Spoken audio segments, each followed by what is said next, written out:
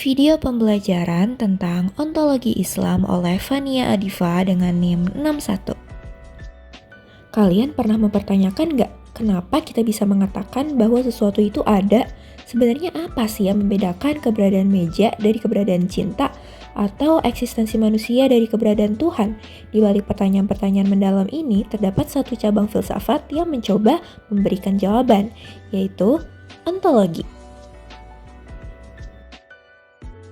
Ontologi itu kalau kita ngomongin dari segi filosofi merupakan cabang ilmu yang mempelajari tentang keberadaan suatu hal atau apa yang ada di dunia ini. Gampangnya, ontologi itu ngebahas tentang segala hal yang ada, baik itu benda nyata seperti pintu dan danau atau konsep abstrak seperti waktu atau emosi. Misalnya kalau kita lagi pikir tentang meja, dalam ontologi itu bakal dibahas apa itu meja, apa yang membuat sesuatu itu bisa disebut meja. Dalam ontologi, nggak cuma nyari tahu apa yang ada, tapi juga kategori dan hubungan antara benda atau konsep tersebut.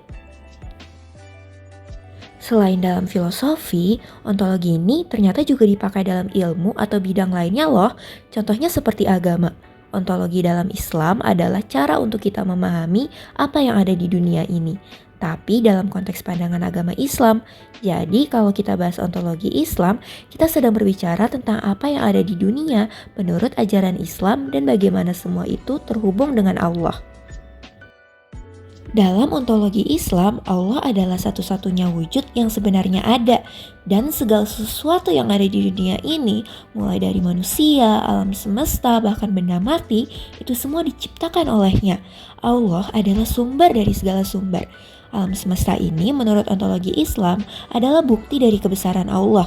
Semua yang ada di dunia ini, baik itu pohon, gunung, laut, atau langit, semuanya ada karena kehendak Allah. Islam mengajarkan bahwa segala ciptaan punya tujuan dan makna, dan segala yang ada itu teratur dengan hukum-hukum Allah.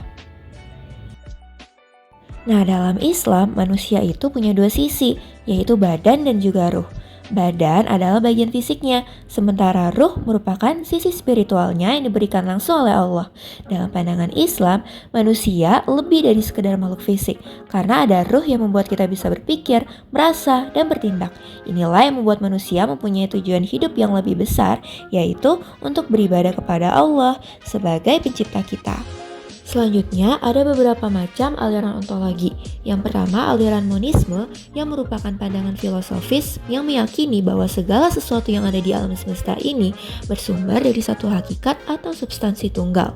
Aliran kedua, ada dualisme, yaitu pandangan yang menyatakan bahwa realitas terbentuk dari dua unsur dasar yang berbeda dan terpisah, yaitu unsur materi atau jasmani dan unsur rohani spiritual yang tidak bergantung satu sama lain untuk bisa ada.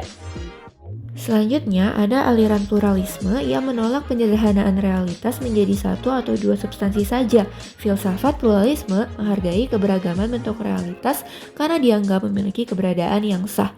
Lalu ada aliran nihilisme yang meyakini bahwa tidak ada makna objektif, kebenaran mutlak, atau nilai-nilai moral yang bisa dijadikan pegangan karena tidak memiliki dasar yang sah.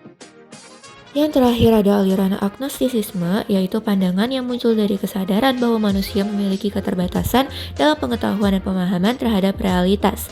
Manusia belum mampu mengetahui atau menjelaskan secara pasti apakah realitas jati itu ada dan seperti apa bentuknya. Simpelnya, ontologi dalam Islam itu mengajarkan bahwa semua yang ada di dunia ini diciptakan oleh Allah, dan setiap makhluknya, terutama manusia, punya tujuan dan makna hidup yang terkait dengan Allah. Dunia itu punya dua sisi, yang nyata dan tidak tampak. Keduanya berhubungan erat dalam sistem ciptaannya. Sekian dulu penjelasan dari saya. Terima kasih.